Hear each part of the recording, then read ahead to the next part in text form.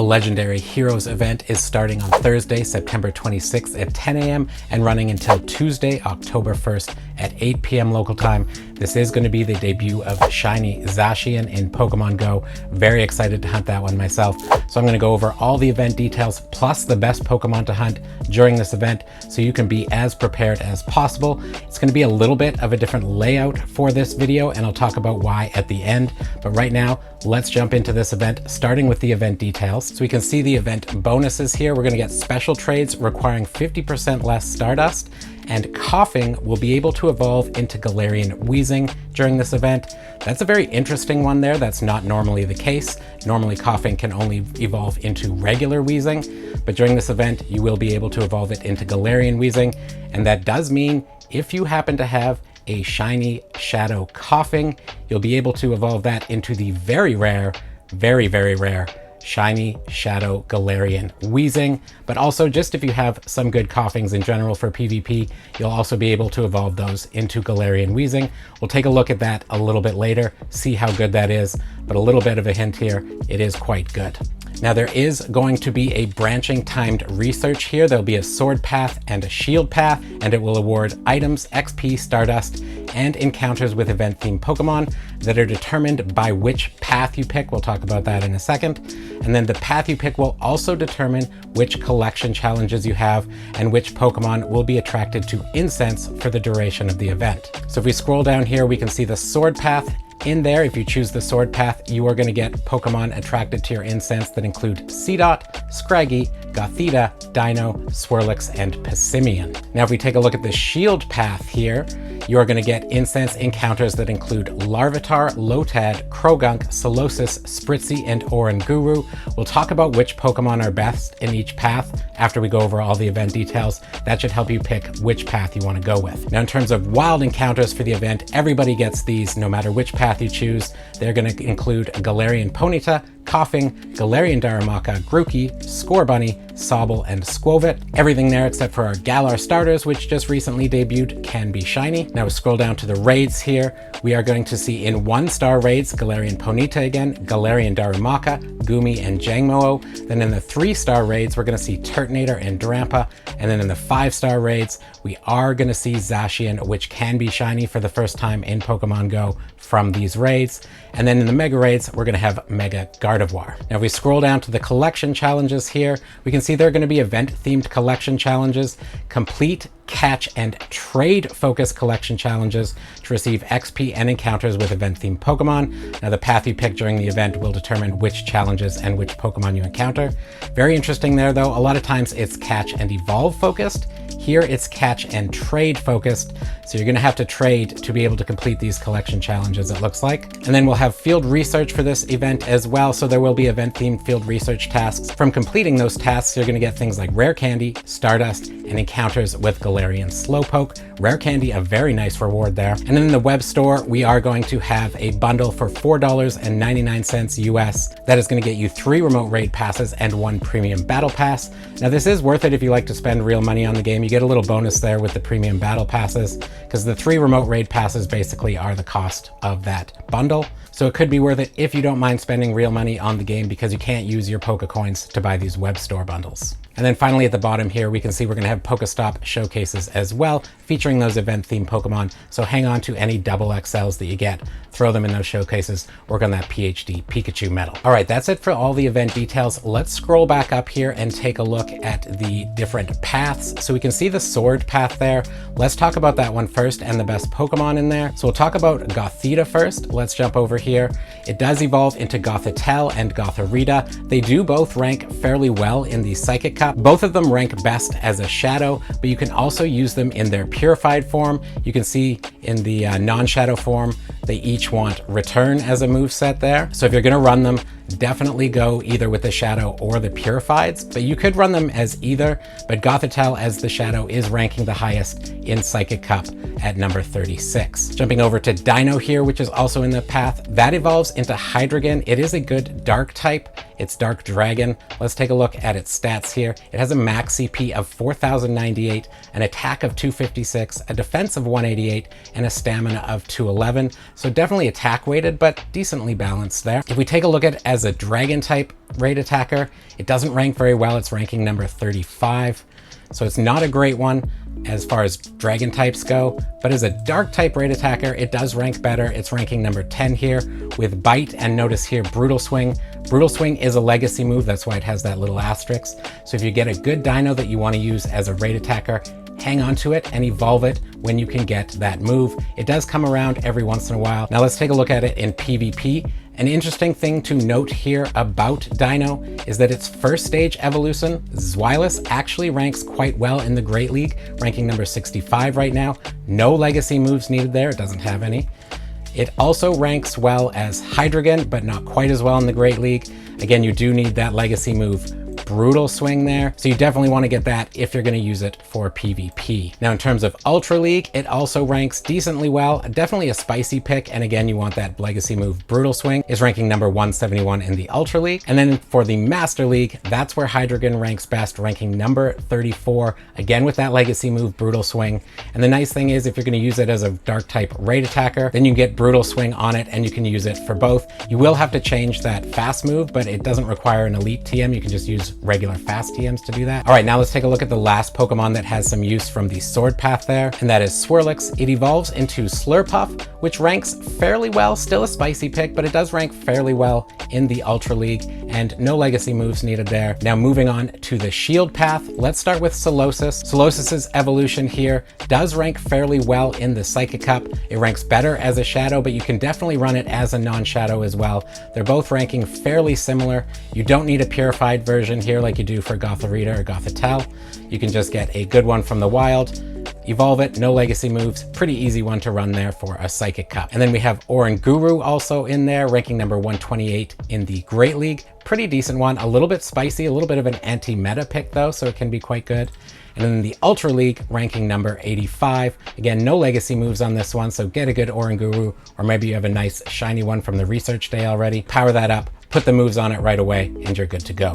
And then finally, in this path, we have Larvitar, which does evolve to Tyranitar, which has a Mega in the game, which is definitely a very good one. This is the main reason I'm going to be picking this path. So let's take a look at its stats here. You can see it's a Rock and Dark type. That applies when it's both Tyranitar and Mega Tyranitar. If we scroll down here, we can see as a Mega, it's got a max CP of 6,045, a whopping attack of 309, a defense of 276, and a stamina of 225. In terms of weaknesses, because it's dark and ground, it does have that 256% damage from fighting, and then bug, fairy, grass, ground, and steel, and water, all 160% damage.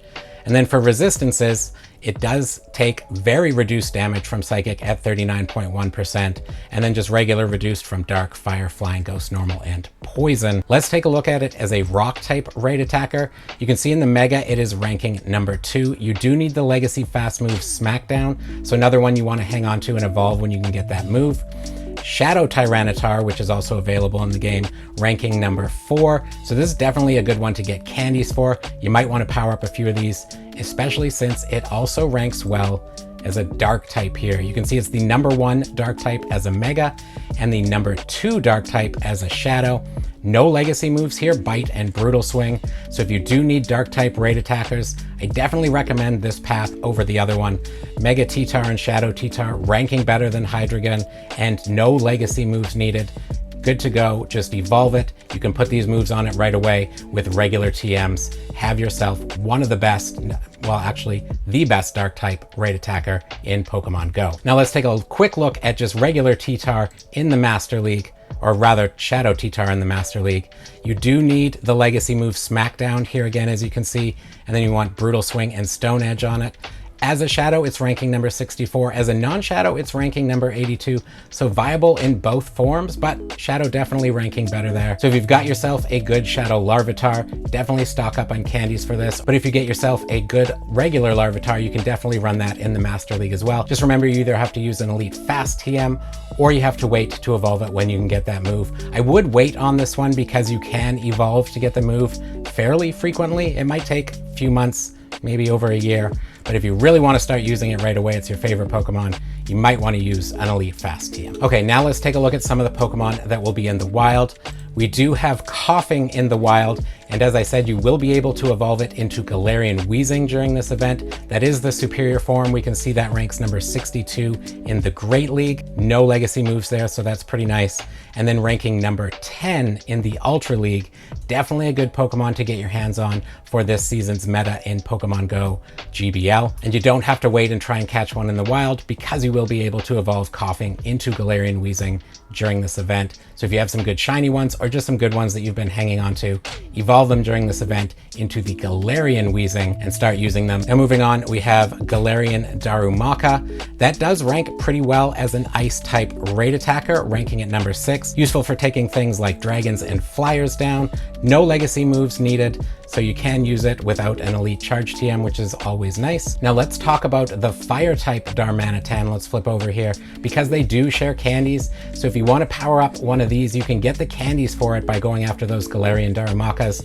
You can see here the shadow form for the fire type does rank number 13, so it's not great, but it is decent. And then if we flip over to the Master League here, we can see regular Darmanitan does rank higher than the Galarian version. It's still a little bit of a spicy pick, ranking at number 160 or 169 as a shadow. But if you want to use it for either of those, you will be able to get the candies to power it up by going after those Galarian Darumakas. Now let's talk about Squovit. It's been out a lot lately as a Galar Pokemon, so it's been out during all the Galar events. It did used to rank a little bit higher, but it's still a fairly good spicy pick in the Great League, ranking at number 124. So if you want to try running that one, maybe it's your favorite Pokemon or you just want to try something a little bit different, that could be a good one to go after. Let's take a look at Galarian Ponyta as well. Unfortunately, it doesn't rank too well, but you can see the regular Rapidash, the Kanto Rapidash, does rank pretty well in the Great League. You do need that legacy move from the community day there, Wild Charge. So if you have yourself a good Rapidash or a good regular Ponyta, definitely hang on to the Ponyta to evolve during the Christmas community day. You'll be able to get Wild Charge there. And then you can work on getting the candies, because like for Darumaka, they do share candies, those two forms. So you can work on getting the candies to power it up for Ultra League from this event as well. Now let's take a look at Goomy here. Goomy is a fun little dragon to run in absolutely any GBL league. So we can see here in the Great League, it's ranking number 41. Again, you do want that legacy community day move Thunder Punch. You will be able to get that during the Christmas community day as well. In the Ultra League, it's ranking number 50. Don't need that legacy move there, so you could run that right away. And then in the Master League, again, no legacy move required, and it's ranking number 41. So a good one to get for absolutely every league. You can have some fun running that one in the GBL. We also have Jangmo-o, another dragon in there. This one is a fighting dragon type. You can see as a fighter, it doesn't necessarily rank the best. It doesn't have a fighting fast move, but it does rank about number 30 if you need something to fill in and you happen to catch a high level one already. You could use that in a pinch. Now as a dragon, again, not ranking super well. It ranks number 33, something you could use in a pinch if you catch a high level one in the wild. But in PvP, that's where it sees the most amount of play in Pokemon Go. Now the first stage evolution, Hakamo-o, does rank best in the Great League, ranking at number 42. If we look at Como-o in the Great League, it ranks a little bit worse, but still doing pretty well at 70. And then if we flip over to the Ultra League here, Como-o, the final stage evolution, ranking number 46 in the Ultra League. And then in the Master League, ranking number 62. No legacy moves required for this one, so that is also pretty nice. Now for our final two Pokemon, let's take a look at Mega Gardevoir first. You can see Mega Gardevoir here is a Psychic Fairy typing. If we scroll down, check out its stats. It has a max CP of 5,101, an attack of 326, a defense of 229, and a stamina of 169.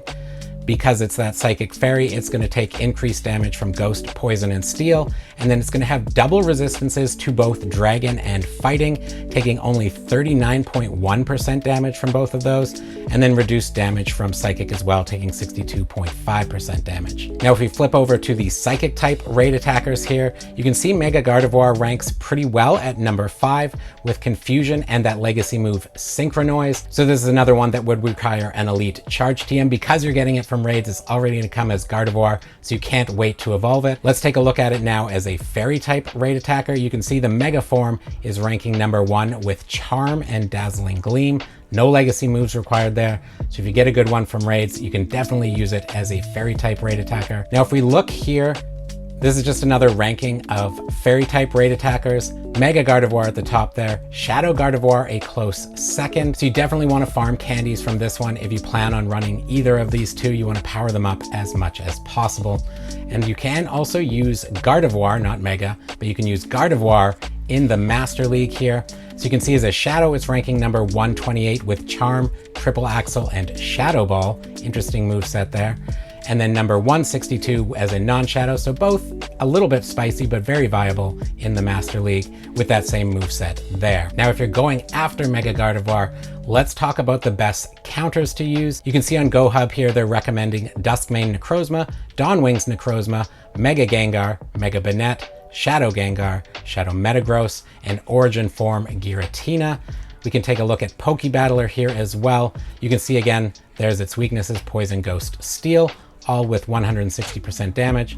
If we scroll down here, we'll take a look. A lot of the same top counters: Necroza Duskmane, Shadow Metagross, Necrozma Dawnwings, Giratina Origin, Metagross, Mega Aggron, Shadow Excadrill, Jirachi is an interesting one in there, and Melmetal as well as the top 8. And we'll take a look at the Game Press DPS/TDO web sheet as well. A lot of the same Pokemon: Duskmane, Necrozma, Dawnwings, Mega Gengar, Mega Banette, Shadow Gengar, Shadow Chandelure, and Shadow Excadrill, and then Giratina Origin Form as well. Now, the nice thing about this website is we can exclude some of these hard to get Pokemon. So if we put no Shadow and no Mega, you can see the Necrozma forms still way up there, but Gengar, Blacephalon, Dialga's a little bit hard one to get your hands on. Chandelure is a good one in there.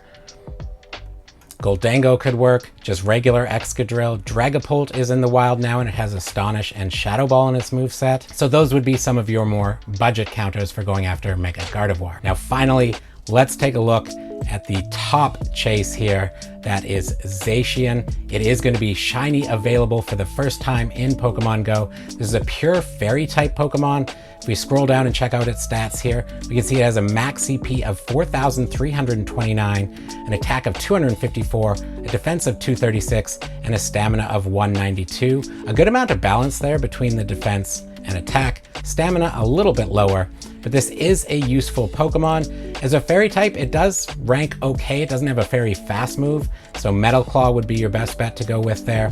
But Master League is where it performs best. You can see it's ranking number 36 right now with Quick Attack, Close Combat, and Play Rough. No legacy moves required there, and you can get it, as I said, shiny available for the first time in Pokemon Go.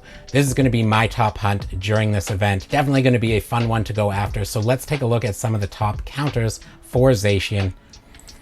We're on GoHub here. We can see Duskmane Necrozma in there again, Mega Gengar, Dawnwings, Shadow Metagross, Shadow Excadrill, Mega Rayquaza, and Dialga. It is that pure fairy typing, so a little bit of overlap with Mega Gardevoir there as well. Now we'll take a look at Pokebattler here. You can see that Poison and Steel weaknesses again for 160% damage. If we scroll down here, we're going to see a lot of similar Pokemon again. Duskmane Necrozma, Shadow Metagross, Mega Gengar, regular Metagross, Jirachi is in there again, Shadow Excadrill, Dawnwings, Primal Groudon, Mega Aggron, Melmetal, Dialga, Mega Rayquaza. And let's flip over to the Game Press site again. So again, we see a lot of the same Pokemon in here that we saw, but if we put that same thing in here, not Shadow and not Mega, we can see a few others that might be a little bit more budget, like Excadrill.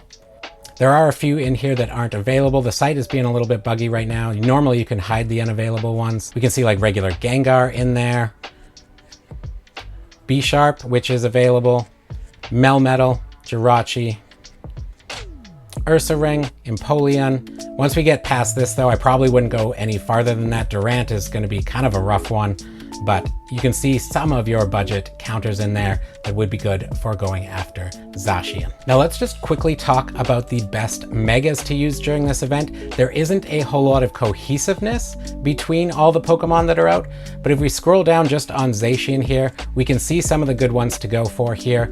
Mega Diancie is a fairy rock type, so if you're going after Zacian, Gardevoir, and Larvitar, you've got fairies and rocks there, go with Mega Diancie. If you choose the other path that has Dino Dino and you're still going after Zacian and Mega Gardevoir, then Mega Altaria is probably your best bet here. That is a fairy dragon typing. So again, it's going to boost candies for Gardevoir, it's going to boost candies for Zacian, and then it will also boost candies for any dinos you're catching in the wild. So those would be my two top picks depending on which path you go with. All right, everybody, that's all the information I have for you in this video. Let me know if you enjoyed the format of this video, still bringing you all that same great information. The reason we're doing it in this format though is because I've started recording these as live streams. So if you want to come to the live stream for this, it will not only get you the information quicker, but it'll be a little bit more interactive. You can ask questions. We'll talk about it as a community. But if you still want just the short form, the videos will come out a couple days after the live stream, still bringing you all that same great information. You can pick and choose whatever works for you there. But right now we have to say a big thank you to our mythical members, King's Lounge,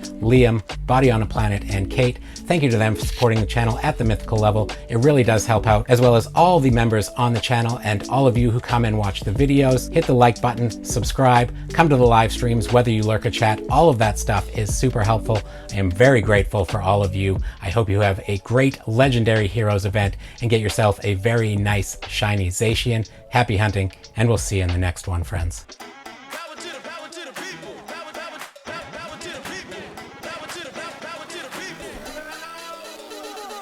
I've got something incredibly funky.